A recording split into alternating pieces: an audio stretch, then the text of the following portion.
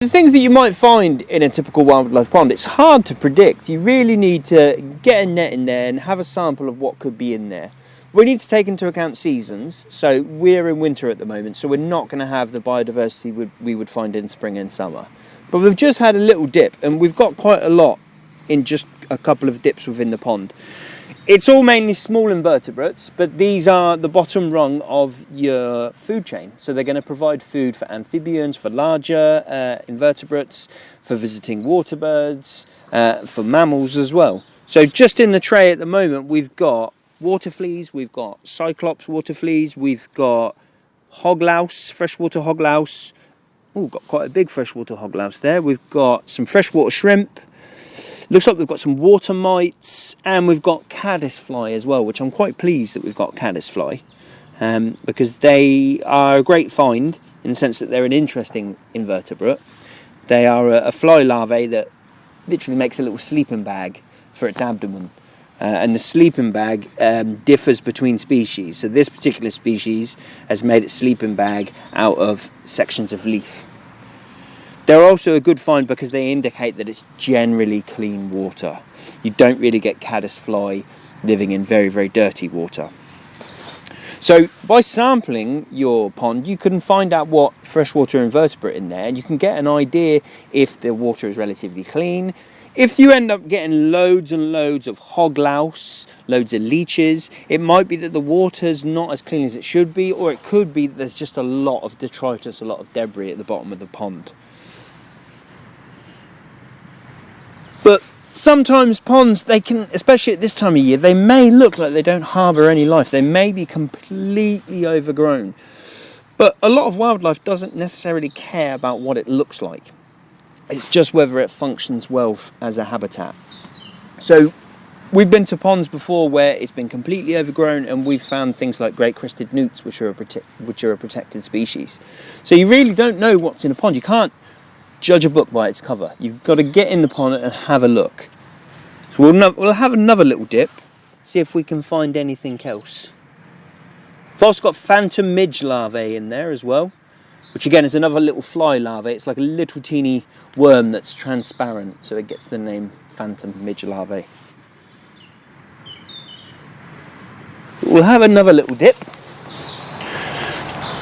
So an extendable net is quite handy, because you've got to think about your safety. You don't want to be falling in a pond at any time of year, let alone in the winter.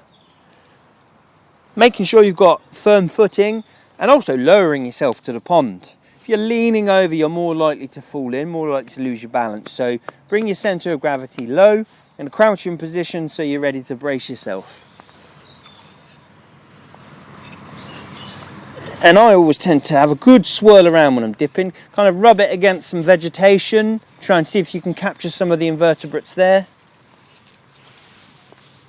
Don't go too close to the bottom because you'll end up with a whole load of sludge. Now there might be loads living in that sludge, but it's going to be hard to see it. We might be too early for things like the amphibians. Frogs and toads are on the move at the moment. I don't necessarily think this one is a breeding pond yet. I'm just going to turn that net over, give it a little rinse. Lots of things will cling to the net. Pop your net down somewhere and let the water settle in your tray before you... Oh, we've got a big hog louse there.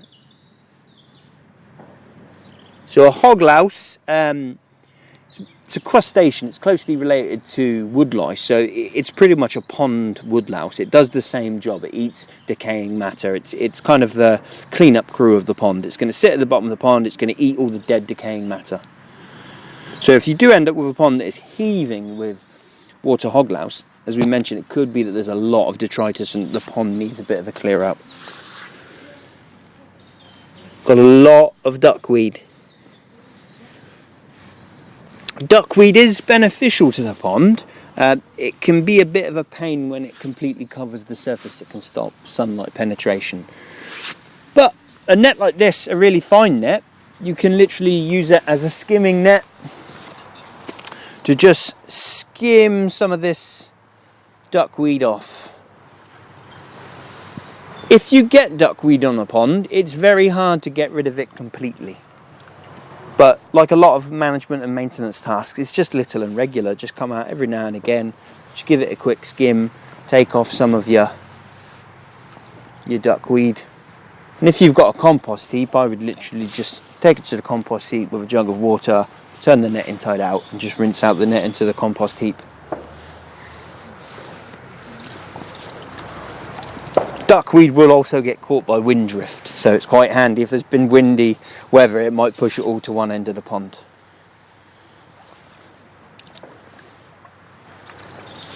We might also catch some surface dwelling creatures. Might be too early in the year. Do get things like pond skaters, lesser and greater water boatmen, whirligig beetles. But it's probably going to be a little too early in the year.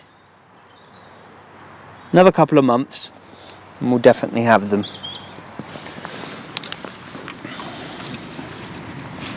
Again, we'll just rinse out that net. Oh, we've got a lot of duckweed. But still, there's lots of things going on in there.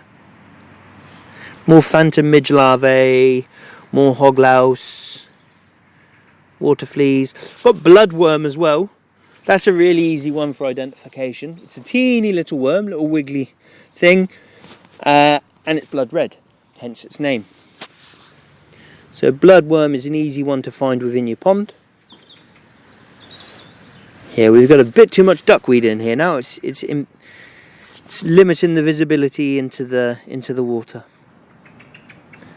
Little handy tip: if you do have a sample or test the water and have a little pond dip, is when you return this to the pond, just get it as close to the water surface as possible. If you pour from a height, that's quite a big height for a small animal, so we're going to take the whole tray carefully to the pond and just gently pour it in.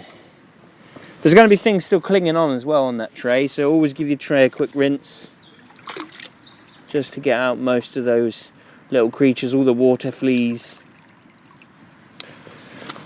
But I'm quite pleased with what we found in this pond because there's a good starting point. This pond's only been here 3 years or so, so we've got the water fleas, we've got all the small invertebrates, which are the start of the food chain. We've got some good vegetation in here. It's in a good location. So this pond, with regular maintenance, it's going to have a long life and it's going to provide even better habitat over time.